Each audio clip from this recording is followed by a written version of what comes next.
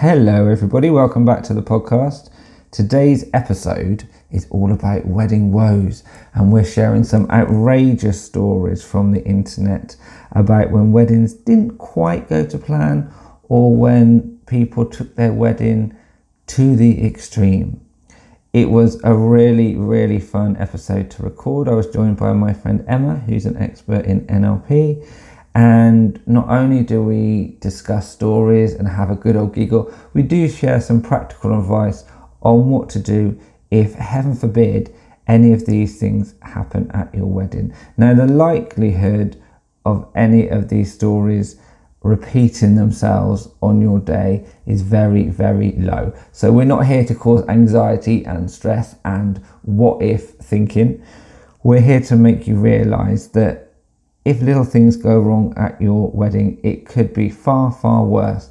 And as long as you keep love at the centre of your wedding day, you'll be able to cope with anything that doesn't go to plan. So sit back, relax, and have a giggle with us about when weddings go a little bit off-piste.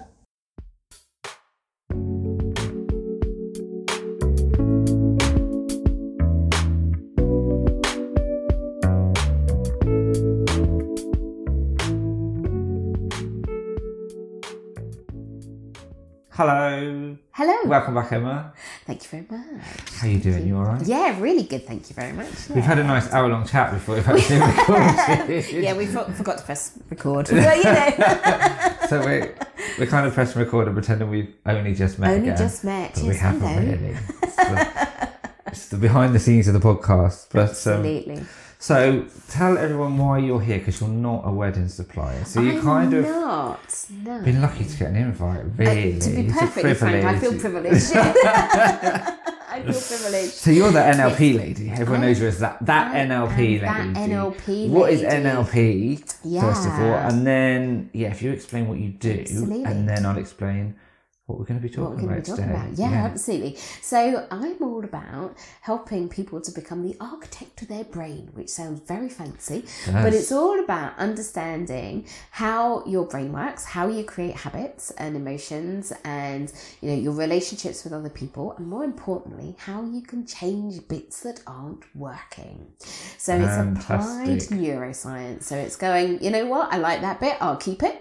That bit, not so much, I'm going to change it so that you actually are in control of your emotions, of your habits. So if you want to be more confident, if you want to, stop yelling at the children, that's all good. Worry all less, of that can all be that kind absolutely. of thing. Yeah. So that's what I do, and my training company basically trains you to have those tools to enable you to create the life you want.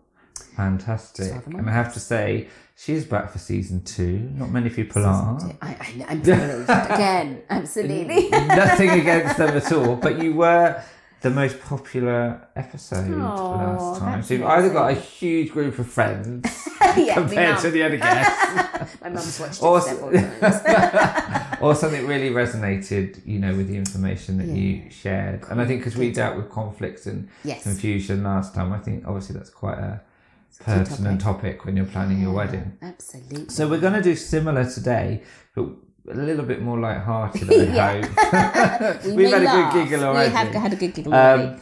So we're going to share some wedding, sometimes horror stories, sometimes funny stories.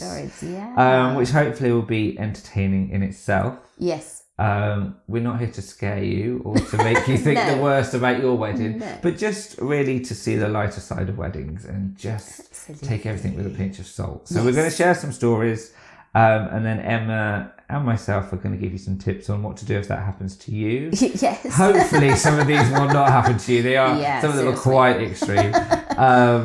And how to avoid them happening, or how to deal with them if they do happen. Absolutely. So Emma, I've got down here that you're talking us through the first story. So go for it. The first story.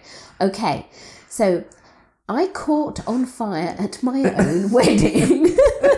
Hit us with that headline, I like it. Okay, that's the one. We were walking the tables, greeting our guests, and my dress grazed a candle. One of the groomsmen was walking by and screamed, you're on bloody fire. Possibly not in that way, but anyway. No, we have replaced some of these words. Yes, that was slightly worse than that PG, one. yes. Absolutely. So my groom, a few guests, and other observant groomsmen were all slapping at the back of my dress to put me out.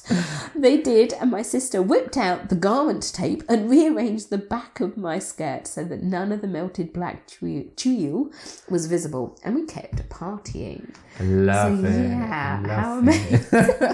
I just want to know who walks around with garment tape. I mean, that's a good one. That's a good one. Point. That is something, because I do have my emergency kit that I take with me. Do you? So I do have black cotton and white cotton and blister plasters and bits and pieces, really? which a lot of people don't know, which I probably should share with people more. Wow. But yeah, so we can learn be prepared. If you're prepared, yes, then you can deal with almost anything. The scouting motto. Were you the a scout? No, I wasn't. I hated the scouts. I couldn't stand it. But you still are prepared. Still prepared, yeah. Yeah, no, absolutely. So from an NLP perspective, I think it's a good example of the attitude to have, isn't it? I think so, absolutely. And actually it's an attitude for life, isn't it? That actually it's not what happens to you that's important, it's what you do about it. Yes. And obviously it hasn't ruined her day, it's just been part of the story. Yeah, and actually that's really important, that actually, the whole, I'm not sure I like the phrase, but life's a journey.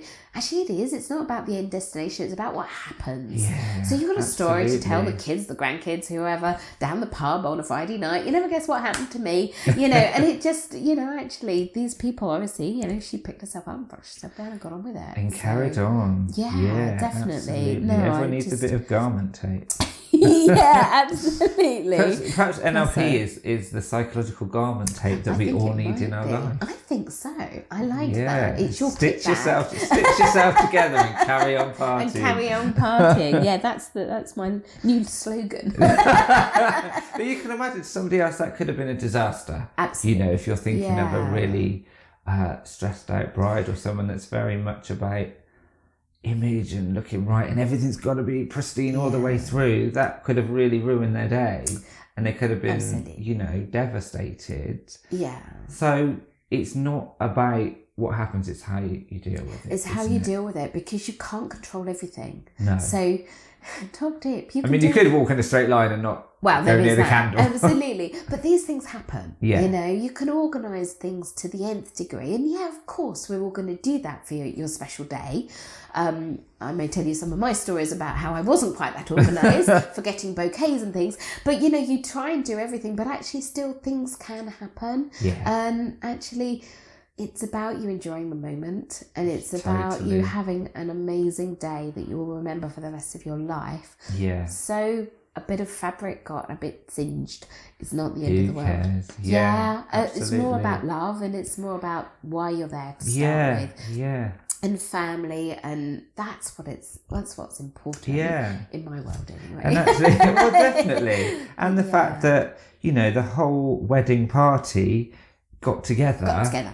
And just helped and sorted it and put an end to it really quickly. So people didn't panic. Yeah. And you'd obviously pick the right people to surround yourself with. And to carry on. Yeah. And clearly from that, nobody was hurt or anything. So, it's sort of just a bit of fabric. And again, they've volunteered. I mean, some people have volunteered these stories, and I think, well, I wouldn't have shared it if it has happened to me. But they're clearly fine with it, and absolutely, it's a story to share, like you say. It's different. Yeah, and we like different. It's definitely. Absolutely. So, if you do catch on fire at your own wedding, have Ross at hand with his garment tape. I love it. And his fire extinguisher. You should put that in your kit. You need a fire extinguisher in the kit. Have you got that yet? No. Not yet. Okay. No. I don't think. Even if I come with my garment tape, I would still suggest getting your wedding insured. Doesn't cancel out insurance. And maybe have some fabric treated so it doesn't go on fire. Just an option. Brilliant. Right, well, we've sorted that for everyone. Okay. Yes, it's all right to catch on fire. It's okay. It's all good. Do not try this at home. No. You ought to do one of those. Yes. We need to do a disclaimer. Darn. Yes. Right, okay. Next one. I'm going to read the next one. My parents' wedding is famous in our family for all of the disasters. My parents ended up having 2 cakes because a friend insisted on making one, even though the wedding package had one included, which was great because the hall's wedding cake melted the morning of the wedding. They had 2 wedding bands made for my father because the first one got lost en route. They had 2 rabbis because the morning of the wedding, our family rabbi had an emergency root canal surgery and he sent in a 24-year-old replacement without telling my parents. My mother had 2 bouquets made because she was super allergic to whatever the florist put into the first one and broke out in hives that morning. Oh my word. I mean, that's a really bad florist if they haven't checked if you're allergic to anything. Anyway, moving on. My mother also had to buy 2 wedding dresses after the first custom-made one looked like a satin potato sack, so she says. They planned the wedding in 12 weeks back in 1987 and I would have been a wreck, but my mum said it was all worth it because everyone at the wedding kept joking that now they were going to have twins, which is exactly what happened a year later. That is just incredible story. That's crackers, isn't it? That is 2 of everything, and then they had 2 kids at the same time. And then they had twins. Wow. There's a story crazy. about paying attention to what the universe is trying to tell you. Yes, absolutely. There's a few messages there. Yeah. Subtle ones, Yes, obviously. quite subtle. Wow, amazing. That's an incredible story, isn't it? Yeah. What an incredible story. I mean, we didn't, obviously afterwards, this person's mum said it was all worth it. I don't know at the time whether they were upset or not, but they carried on. Each one of those things could have been enough to put them off course and panic or cancel, really. Yes. Yeah. No, absolutely. And I just think, and the lady, obviously, or the man that wrote it said, my mum said it was worth it because everybody at the wedding kept joking. So how interesting that actually it was worth going through all of that because they'd got the twins afterwards. And how beautiful that is. Definitely. On that bigger picture. Yeah. And I think it is bigger picture, and I think they obviously knew what the real focus was. Yes. To not get distracted by all those things. Absolutely. So it probably was stressful. I would imagine there were a few kind of... I'd imagine hives is possibly not the way to go. You're not going to look in the mirror and giggle and say, this is going to be so funny in my photos, is it? With my sack of potatoes. It's all good. Yeah, that's not quite... The Albert Bartlett look. Absolutely. But... if you know that you're just there to make those vows and then it's all about what comes afterwards, which twins or no twins or so I think they obviously had that perspective there, didn't they? They definitely did, and they definitely had the meaning of the day. They knew that it wasn't about the day, it was about their relationship and about their love and about the future, not about necessarily that moment. And that's quite interesting because I go networking and often bump into Emma and she does fabulous talks on all sorts of NLP related things. And last week you talked about goals, didn't you? Yes. And how to be flexible when you're reaching those goals. Absolutely. And I think that's quite a good example. Planning a wedding, you have an ultimate goal, an ultimate destination. Yes. But it's not going to be linear like any goal.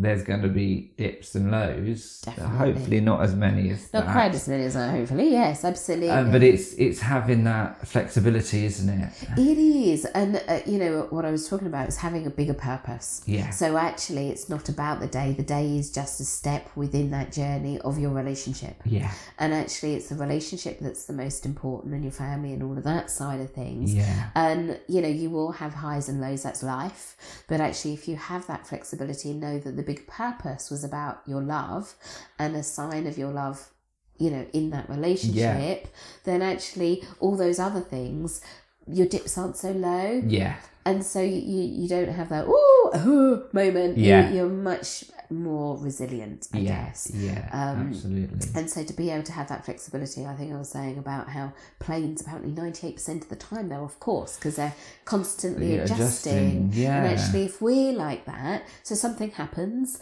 I look like a sack of potatoes, for example. Oh, okay, I'll make a change then and wear something else. Yeah. Do you see what I mean? And it's that constant, like you say, that flexibility that means they've got through it, knowing that actually, that they had their purpose, which was to obviously get married and have a family was yeah, and they ultimately obviously what they knew got. that because they used the Yeah. phrase, it was worth it. It was worth it. Whereas It some was people worth say, it. oh dear, you Yeah. know, if they're just thinking about the party or the day, Absolutely. you know, they'd see the money Absolutely. that was lost or the Yeah. frustrations.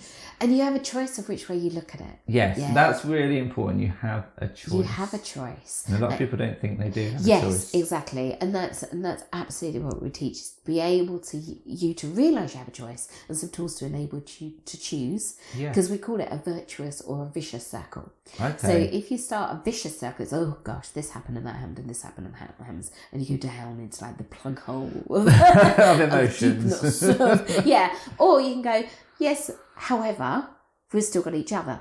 The family was still there. Everybody's still well. Do you see what I mean? Yeah. Actually, and gratitude helps you to do that, you Yeah. know, and actually be able to go, well, you know, okay, so, you know, the sun still shone, or family still were here, or, you Yeah. know, and actually focus on the positive of what went well, Yeah. then you'll see more positive. Yeah, So that's totally. the part of your brain called the reticular activating system. So your RAS will help you find what you focus on. Yeah. So if you're focusing on all the bits that went wrong, then it will find you more bits that went wrong. Yeah. But if you're focusing on the bits that went right and the bits you loved, your RAS will help you find more of those. Absolutely. So, and I yeah. think how you as a couple react to those things on your day, your guests will probably follow suit. So They if will. you're quite upset or angry or frustrated, your guests will take their cue from you. Absolutely. Whereas if you're like, oh, well, never mind, and Hey, giggle, hey, oh, look, your isn't that guests funny? will relax and find it funny too. Absolutely. I think very much Absolutely. so. And I think reading between the lines, I think that the mother and father were very much like that. Yes. Because they would say it was worth it because they were all joking, oh, you're going to have twins. So, you know, but I'm sure that energy was shared. Yeah, because if they were stressed, people wouldn't be making People that wouldn't joke. be making that joke. One would hope anyway. Well, yes. They may not have taken it quite that well. Exactly. No, I agree. I Okay, agree. so Cool. we've sorted that one. Let's have another story. Okay. So this one made me laugh. So I'm a wedding photographer. It's yes. So this one is for Ross because I'm going to ask him questions about this. And I one. don't know what I'm going to say. No. So I'm a wedding photographer and I once had a bride call me the day after her wedding to ask if I could Photoshop a bridesmaid out of all her pictures because, and this is the quote, that bitch slept with my husband last night. So husband being the groom, right? Yeah. Okay. I thought she'd probably do better to edit out the groom. I read that. I was like, oh my word, seriously? I know, my jaw dropped open when I saw that. So I'm going to ask, Okay. Ross, what would you have done in that situation? One, I would have referred them to the Jeremy Kyle show. Yes, good first Get stop. a bit of exposure. I like that. What would I have done? That is really tricky. That is Yeah. really, really tricky. I'm not a huge Photoshopper anyway. Okay, good to know. So I use a different software, and although I do edit photos, I prefer to enhance Yes. rather than manipulate. Rather than take out. Take out or somebody put in, yeah. And put a plant in the place. or Yeah, something, exactly. You know. What are you So going to do? Wow. I very much, I make your day look beautiful, and I have you make it look Yeah. beautiful, but I document the day as it unfolds. Yeah, beautiful. So it probably wouldn't be something that I would That do. you would do. No, I can see that. That's outside of my remit, Yeah. to be honest. Yes. So I'd have to think about how I responded. Yeah. I'd be relieved that my clients pay up front. Yes.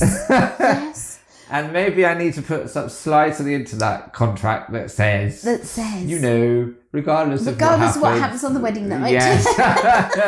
These are your photos. These are your photos. I mean, what are the photos going to mean Wow. after that? The thing, You know. Yeah, like seriously about, I mean, we're laughing, but it's really not that funny, to be honest. It's not. Unless that's but okay for them in their you know, agreement. if, God forbid that happened to me, it would be such a shock. Yeah.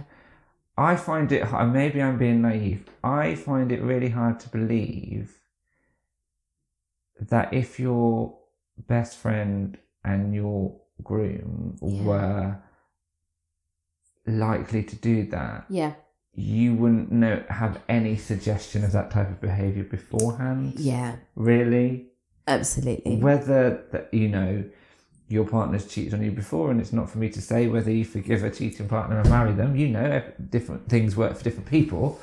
But I would say make sure you know the type of person you're marrying, and it goes back to values. Yeah, we were talking about this. Yeah, and it goes back to planning your wedding for the right reasons, allowing plenty of time for the wedding. Yeah. So, if you've got, it's not up for me to dictate how long you plan your wedding or how quickly after you get engaged, but if you might have been together years and years, get engaged quickly and book the wedding. So you think, fine, you know them, it's almost just a formality, you get married. You might know someone for 6 months or a year and then get engaged. I would say allow a year and 18 months to plan the wedding, because it's another year and a half that you're going to get to know each other. So to me, it sounds like they're either marrying someone that deep down they knew weren't right, or they were marrying too soon. It's very hard to say without knowing that person. I think so. But also, I think it's quite telling that they want the bridesmaid cut out, and not the groom.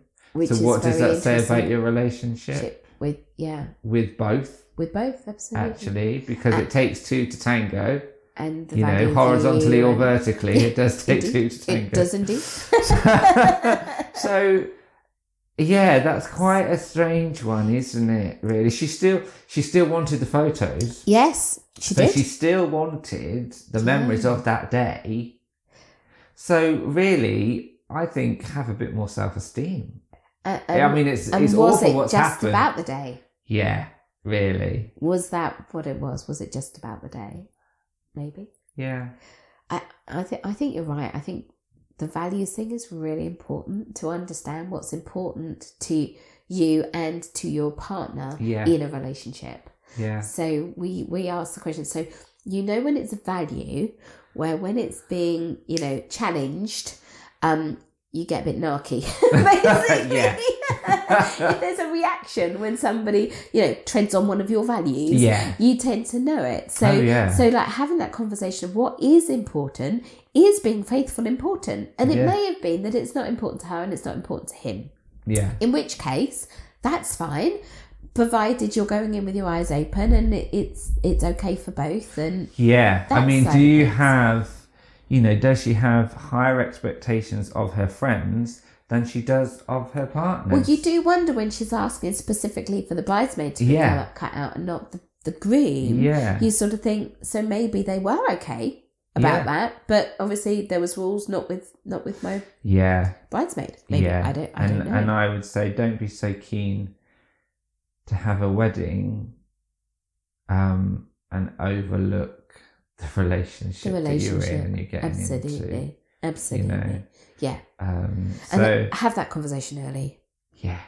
Yeah. And I think understanding what's important, and even if you've got slightly different values, can you live with the other person's values? Yeah. Yeah. Or is it really so against your own? Have that conversation early. Know what's the boundaries almost. Yeah. Of course at times, like everything, you have good days and bad days, but as long as you know that you are still aligned and you want ultimately the right thing for you, then that's got to be the way in terms of marriage. Definitely. I mean, on a lighter note, I'd like to know how the groom got out of that and stayed married. I would be very interested. Yeah. What do you say to get out of something like that? Because if I can get out of housework. Yeah. Okay. That's going to be some really interesting. I don't want to be doing. Yeah. Go to this groom. He can get away with sleeping with. He should write a book on it, right? Yeah. And to be able to still be included in the album. Yeah. That's just like, how did he do that? Those photos, to me, those photos would be meaningless. Yeah.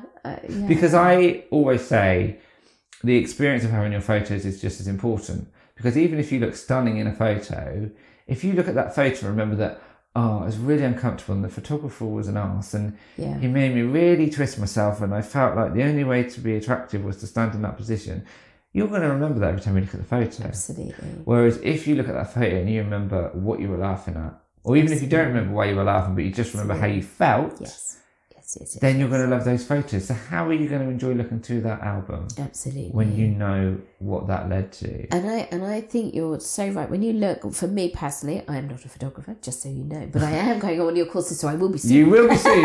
Just so you know. You'll be amazing soon. Yeah, absolutely. But when you look at a picture, my husband always says that you basically, it's the eyes that you can see into the soul. Yes. And when you look at a picture, you can tell whether somebody is genuinely having an amazing time or whether it's like, my feet really hurt, but I'll smile because it's my wedding day, right? Yeah. And you really can tell. So actually, you sort of think, those images are so important that you capture the natural enjoyment and love that should be. And that's what's so important, is the love that's coming out of those pictures. Yeah.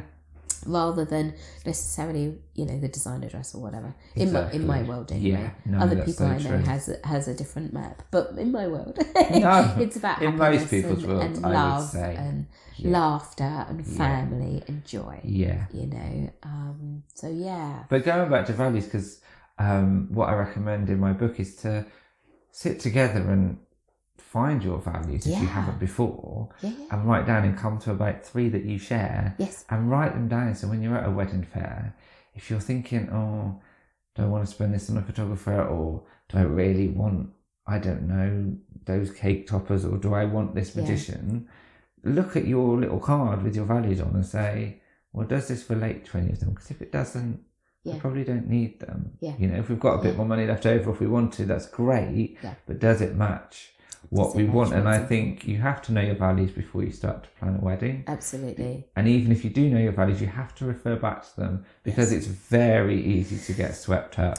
Yes. Especially, by other suppliers, all your friends, or all their input. It does become this massive bubble. Yeah.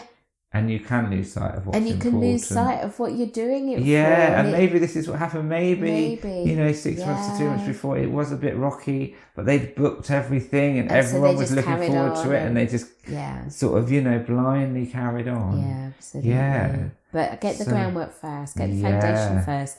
The marriage is just the topper. The wedding day is just the topper. Everything else is about the relationship, isn't it? And to get that right, then happiness, and you'll look then back at those with fond memories. Yeah, totally. Cool. Right. So we sorted that one. I feel like an agony aunt. I was just about to say, and then I was trying to think of an agony aunt that wasn't really dated and made me sound old. What's a modern agony aunt? I don't know. That's because we probably are. We're young people. We're young. Really, we are. Yes. We're both in our 20s. Absolutely, got to the last 10 for Love Island, if you can put that. Yes. Hence, we're on a podcast. Yeah, absolutely. Right, my turn. Okay, this is a little bit I love this one. So, I'm going to try and say this guy's name. Okay. I do apologise if I offend anyone out there, okay? It's, it's just me not being able to read properly. So, Zheng Jiajia, an artificial intelligence engineer, was under a lot of pressure from his family to find a wife and settle down. The 31-year-old... I'm sorry, but there shouldn't be a lot of pressure at 31 to settle down, should there? You wouldn't think. Anyway, it might be a cultural thing. It might be, The 31-year-old felt ready to marry, but he couldn't find a suitable bride. Finding a mate for life is tough enough, but in China, a man seeking a wife faces especially difficult odds. China's family planning laws have recently relaxed, but sex-selective abortions that occurred during the one-child policy created a drastic gender gap. There just aren't enough women for the male population. That sounds a bit heavy going, but here we go. Here we go. So, in 2016, Zheng created a robot, named her Ying Ying, and married her. I love it. Zheng dated his robot bride for 2 months before carrying her down the aisle. The ceremony was simple yet traditional. As if anyone was talking about that. Yeah, absolutely. Don't worry. What lovely flowers. She's not eating a lot of cake. Yeah, she did seem like the cake. Didn't seem that hungry. Who knew? Yes. The ceremony was simple yet traditional, with Ying Ying wearing a red scarf over her head and family and friends bearing witness. I can't even read the next one. Ying Ying is not fully upgraded yet. Currently, she is capable of recognising simple images and speaking a handful of words. There's some people that would crave a partner I was like going that. to say. I was like... Zen has plans to program his wife to be able to walk on her own and perform household chores such as folding laundry and washing dishes.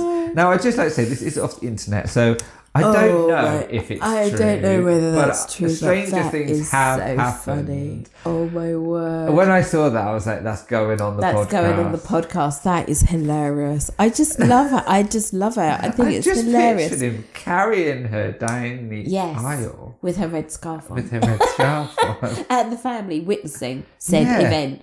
It's like, I guess you don't have the, hey, what's your values issue. Scrap that, just marry a robot. All of the we were just talking about, just program them in. Yeah. As if life was that easy.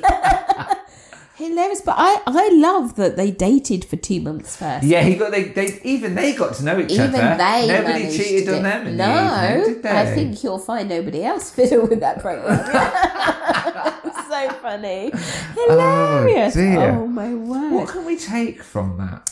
That's a very good question. How do we apply this? I think it's about choice and it's about choice and not feeling pressure. So unless he wanted to, obviously, he may have wanted to. Well, this is it. He did it because he felt pressured. Yeah. And this whole podcast and my whole ethos is not feeling pressure to do what other people want you to do. Exactly. And being individual and respecting yourself. Yeah. But saying that, what confidence he had to do that. Yeah. So if you're getting married and you're worried about people looking at you walking down the aisle or doing your speech or saying your vows, you're not carrying a robot down there. I thought you were going to say that. Just think of the man with robot. That'll make you laugh. But yeah, well, you could think of that as well. Yeah. But, so no, interesting. It's weird, isn't it? Because he felt pressured enough to get married. Yeah. But he felt comfortable enough in what he was doing to marry a robot. So why wasn't he comfortable enough to say, I haven't found anyone, I will wait. Yeah, no, it's a funny psychology to it, isn't it? It is. No, it is, absolutely. Or whether actually it was almost that there's a pattern that we call mismatching. Right. So when somebody's a mismatcher, they'll deliberately say, you'll say it's yellow, and they'll go, no, I think you'll find it's green. Even if it's yellow. Yeah. So it's almost like, maybe that's what, okay, I'll get married, but I'll marry a robot. Do you know what I mean? It's that sort of like taking that alternative view. Yeah. Maybe it's something like that. I don't know. It's really interesting. But I think the message for me is actually feeling happy in your own skin. That actually, if you want to get married, get married. Yeah. If you don't. Marry who you want to marry, and actually have that internal confidence, like he did, really. To if you want to marry a robot, marry a robot. You know, it's rather than feeling pressured. Yeah. Do you know what I mean? It's your life. It is your life, but also, don't wait till after the wedding to try and change somebody. Oh, yes. Yes. Okay. Yes. I like that. Don't try and NLP is all about reprogramming your own brain. Absolutely. But don't marry someone and then try and change them. You have to marry them for who they are. So spot on. Because, and the biggest thing with NLP, because I have quite a few people. So obviously I run training courses, so you can learn this stuff, but I also do one-to-one coaching. And many people come and say, can you change my husband for me? Or can you change my boyfriend or girlfriend or whatever? And my answer is, No. Unless you want to give me the business card. Because the only person you can change is you. Yeah. And actually, your life is about you and changing you, not changing other people. Yeah. So if you're with somebody who you want them to change hugely, you've got to question, okay, so maybe what do I need to change if I really want to be with that person so that it works? Or just look at your values and just have that confidence of, actually, I want somebody who is going to make me happy and has these shared values. And just, I think it's really important that you don't program somebody to do the household chores, such as folding laundry and washing dishes after the wedding. Probably not the best top tip. Not going to go well, is it? No, so really very much understanding, I think, who you are and who you want to be, and then becoming that person before you even think about trying to change other people doesn't work. And aren't we lucky in our culture that we haven't had that history? Yeah. That we can, choose. Absolutely. Choose. We've got choice. Yeah. And we can marry someone, if we're gay or transgender, or we can marry who we fall in love with, and there'll always be people making comments, etc. But actually, it's knowing who you are, and it's like the message we've said throughout, that it's water for ducks back. That's their opinion, their map of the world. It's not yours. Yeah. So you don't need to, if you don't want to, let it affect you. It's so empowering once you realise first of all, knowing that you can have the power to not let other people's actions or opinions affect you, but then when you discover how to do it and you do it, it's incredible, and it makes so much difference, doesn't it? Because then you don't need to say, can you change him, because you're okay, you can cope with that. You can cope with that, absolutely. I mean, that was the biggest thing when I came across NLP, was actually I learned all of this, and I went back to exactly the same situation that I was at, which was slightly tricky, shall we say, situation at work. And I went back to the exact same situation. Nothing had changed, but I had changed. And therefore, my outcome and the whole situation for me personally was different. Yeah. And I had the resources to deal with that. And that's the biggest thing. And I think with a wedding, sometimes you can spread yourself with so many other things happening.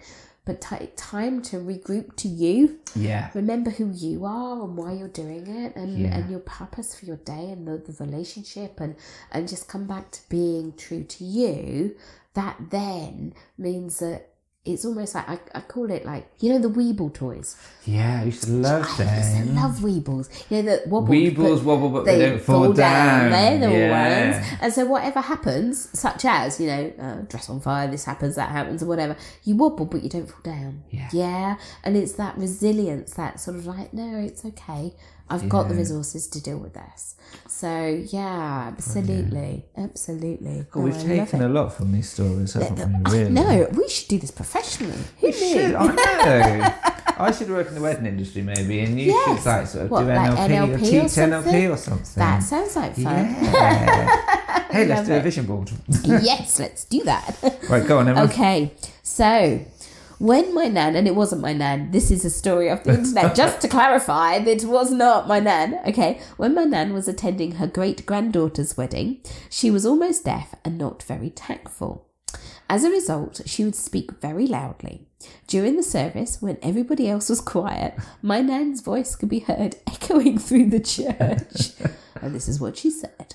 I don't think her dress is right at the back. What's that stuff in his hair?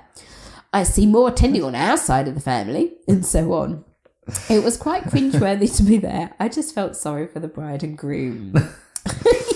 I think everyone has someone like that at the wedding, don't they? Really? Yeah, absolutely. And it's funny that they felt sorry for the bride and groom because they would be mortified if that happened to them. Yeah. But I bet the bride and groom knew to expect that. Yeah, really. I would imagine so. And again, it's back to that. What's important on your day? Yeah. What's important? Actually, is it not more important that Nan's there? Yeah. To share your day with you, even though it may not be exactly what you want her to say. At least she was there. Yeah. Good grief, the number of people who want family at a wedding and don't have that. You sort of think, actually, I'm not sure I'd feel sorry for the bride and groom, because it's up to them how they respond to it. It's their choice. Yeah. But actually grateful that she was well enough to be there. You know? Absolutely. And also, the person telling the story, it's their own nan. So they are feeling guilty, absolutely. or they're sort of worried that their nan's behaviour is reflecting on them. Yes. So that's quite telling as well. It is. And this is where they're taking on responsibility for somebody else that actually isn't their responsibility. Yeah. So they're feeling stuff and feeling responsible or whatever for somebody else and their behaviour, whereas we can only control ourselves. Yeah. And we can only, yes, okay, if you've got children, that's one thing, but this isn't a child. Yeah. You're not actually responsible for Nan. No. You know, Nan's her own person. And, you know, it's sort of, we have this lovely saying that people are only doing the best they can with the resources they have available. Yeah. And actually that sort of means, for me, that we don't have to be judgmental. Yeah. But rather we can just be curious, go, that's an interesting situation. Yes. And have more light. Do you know what I mean? Rather than the heaviness of like, oh my goodness, I'm feeling bad because my nan did or whatever. Yeah. It's sort of, actually, it's okay. You're not responsible for that. That's I mean, it's wonderful that they cared enough that they didn't want that day ruined. But I don't think that would be enough. No. You know, if there was a history of nan doing that. Yep. Either you'd be so used to it that it would just be like whatever. Yeah. Or there would be a way of making sure Nan isn't there the whole time, or putting her somewhere where she's far away from somebody she could offend, or something like that. So, you know, it's interesting, isn't it? Because one of the great people that were modelled when NLP was created was called a guy called Milton Erickson. And what he did something called utilisation. So when he was working with somebody, if something happened, such as somebody calling something out, he would use that within the session. Okay. So rather than ignoring it or the elephant in the room or whatever, he would just draw it in and use it as part of what was going on. So again, if you've got somebody who's really quite flexible, who's taken your service, it's like, yes, and as Nan says, it's lovely to see so many people on your side of the family. And do you see what I mean? And you could just bring it in and make light of it and make it as part, and people would laugh, and rather than that moment, you know, it's sort of like, but being in that space where you feel light enough to be able to do that is really important. And I think as a supplier, you can't control other families' dynamics. No, not at all. So I always, in certain packages, do a slideshow to music of their wedding highlights. And you're always not sure which ones to put in. So obviously I don't know everyone that's there. So you can have a lovely image of a guest, and it could be their best friends from school. Or it could be their work colleague's wife that they don't really know. So it might not mean anything. And I did one last year of some family members doing something silly. Yeah. And it didn't go down very well. Right. And I thought, oh no, that's, I kind of felt a bit bad. Right. I thought, oh, that one's very good. But then a bit later on, there was another photo of someone doing something really silly, which they loved and said that it made their night. And I thought, well, I wasn't to know. I can't control that. I'm just showing what happened. Yeah. And I can't be responsible for knowing the ins and outs. Obviously, some people say, my parents are split up, so we'll need a photo of mum and partner, dad and partner, mum and dad. And that's, and I know not, what to say and what not to say, because you don't want to put your foot in it. But again, as wedding suppliers, we can only go on the information provided. Absolutely. And just, tread carefully on those issues that we know about. Yeah, that's right. Absolutely. So, if Nan's a bit Outspoken. Nan's a bit outspoken. It's a bit outspoken, That's who she is. and actually that was going back to the thing of like you can't necessarily change that, but all you can do is change how you respond to it. Yeah.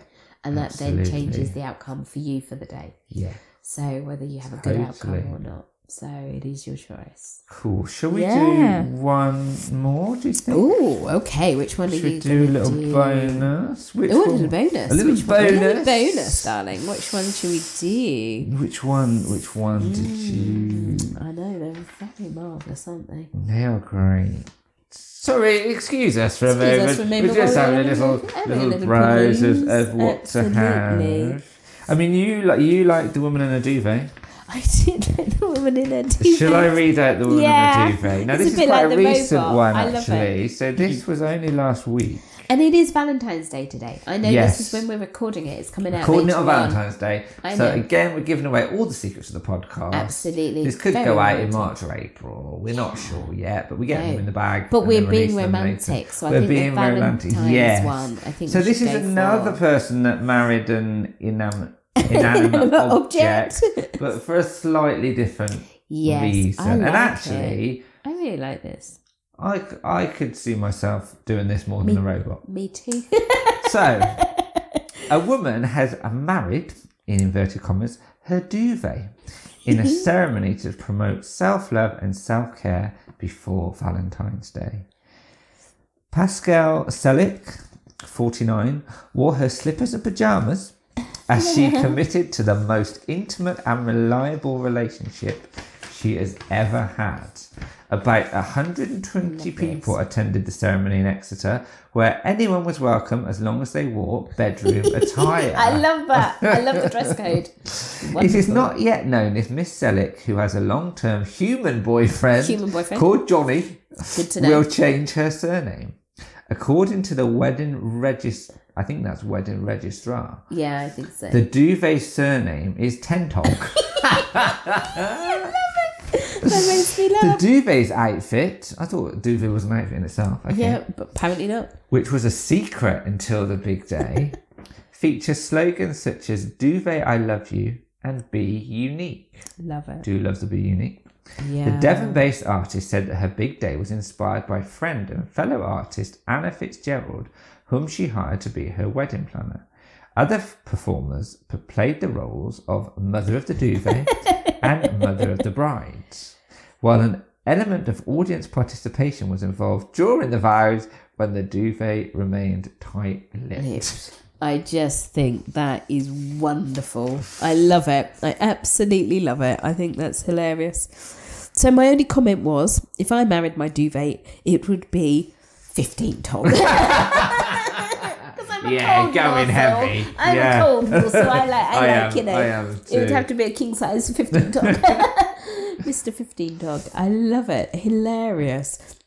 And I think what's so interesting actually about this one is promoting self-love and self-care. Yeah. Okay. And I think that for me is the message when you're getting married that's really important, because there's so much to do for a wedding. You can zoom round getting so busy, but actually looking after yourself. Yeah.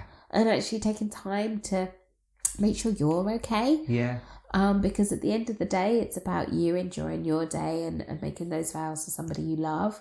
So Totally. looking after each other, looking after yourself. I think this is a really lovely message. And I had a business call actually earlier today with an absolutely fabulous woman. And she was like, "Happy Valentine's, sending you loads of love." And I'm like, "Happy Valentine's." And I love how Valentine's, we're sharing the love to anybody. Yeah. Do Absolutely. you know what I mean? And actually this really is about love and yourself and looking after and yourself. others. And I think that's beautiful. Totally. Because I think there's such a culture of being successful or looking a certain way or achieving certain things. Yeah, absolutely. And I feel that it's more at the expense of your well-being rather than putting that at the centre of everything. I think you're right. And I think in a relationship you have to take time for yourself. You do. As well. You do. You know, even if that's time with your duvet. Yeah. Yeah. Yeah. I mean, I wouldn't marry my duvet, but I wouldn't have it ripped off me in the morning either. That's true. That's very true. That could end my relationship. Yeah. This rules right. I love it. But yeah, it is looking after yourself, and that's physical and mental. Absolutely. Isn't it? It's very much so. It's not. Very much it's doing stuff to reduce stress. Yes. And to eat, simple things like a bit of exercise, eating right. It runs through life in general, but at a wedding, when I spoke to, a makeup artist, your skin looks better when you drink lots of water. Absolutely. And, when you get out in the fresh air. And it's not about being a lot of people drastically diet for their wedding. And again, that's not self-love or self-care. Yeah. That's trying to adhere to somebody else's idea of beauty or what you should look like on a wedding day. So it is about just doing just a few things every day or every week for yourself. And being kind to yourself. Yeah. Sometimes I work with a lot of people who are quite strong, what we call auditory digital, so that internal voice. Yeah. And actually, a lot of people say that internal voice, if that was saying what they're saying to themselves to somebody else, you wouldn't put up with it. Or if somebody was saying that to you, you wouldn't put up with it. So why do we put up with it? And actually, kindness and self-love and actually success in terms of relationships starts with you loving yourself. Yeah. And actually, if you don't love yourself, how are you expecting other people to love yourself? Because you never quite truly believe that they will. So you almost quoted RuPaul himself. Well, there you go. Who knew? But it is about actually discovering that for yourself. Yeah. And how to love yourself, how to have that confidence, how to turn around and say, actually, yes, I need some time right now. Yeah, and you can't rely on somebody else. So you can't say, oh, well, when I find someone, I'll feel better about myself. That's not going to work. Absolutely. At all. It's about you finding yourself now. Yeah. Whether you're with somebody or whether you're not with somebody. Yeah. Loving yourself, being kind to yourself. And then what happens is, you will then attract that person much more likely. Yeah. Because you're in that place of love. Yeah. I know Whoopi Goldberg wrote a book last year or the year before, and it's called If Someone Says You Complete Me, Run. Yeah. Because you shouldn't be looking for somebody else to complete you. You should be. Well, you shouldn't be looking for someone who's looking to be completed. They should be their own person. They should be their own person. First and foremost. Yeah, absolutely. And that's one of the big things that we were talking about purpose in life. That needs to be bigger than you. Yeah. But not necessarily dependent on others. Yes. Because otherwise, when things change, that's when things happen, like when kids leave home. Yeah. If that is your purpose, well, where does that leave you? Yeah. So it's being able to have that internal sense of purpose and identity in who you are. So that, when you transition from being single to married or whatever, you're still you. Yeah. You don't lose your identity. You just add to your life. Exactly. I think I really like that one. I really like the promotion of self-love and self-care. Awesome. Really nice. I love it. No, really nice. That's a good one to finish on. Cool. So we finished on other people's stories. Have you got any stories that you'd like to share of your own or at other people's wedding? I know I asked you last time. Yeah, I think you asked me last time, didn't you, about me forgetting my bouquet and forgetting my headdress at the wedding. Basically, you're quite forgetful. Well, I was having fun. Well, that's the main thing. That was the thing. I was having so much fun. I went to the hairdresser and I was chatting away and just didn't really think about, the logistics of things. I was just having so much fun. Yeah, and obviously you, in a way, you weren't so focused on those things. Yeah. It wasn't like, oh, got to have my bride. Oh, got to do this. You were just having fun. You were getting married. Oh, yeah, forgot my bouquet. Did it matter? Didn't matter at all. So actually, and people I was saying to you, people still laugh about how my dad, so he had to run home and get it and run back because we were only around the corner, thankfully.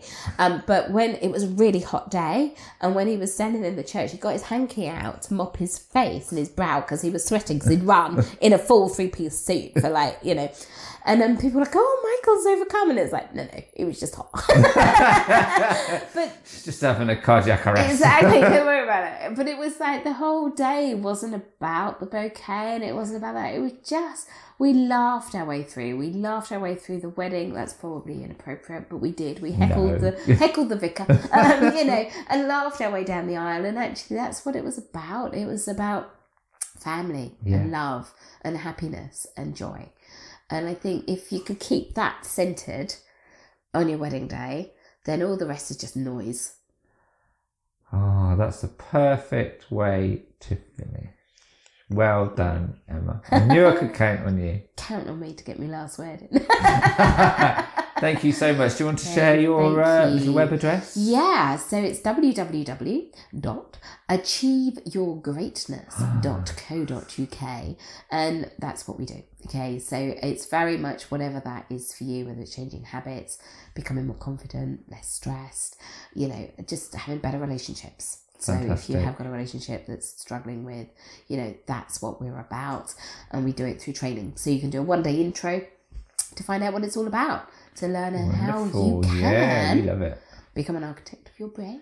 And it's all with fun and laughter. Yes, absolutely. We laugh all the way through. The intro is right way through to the master pack. We laugh our way through. I'm known for our laughter.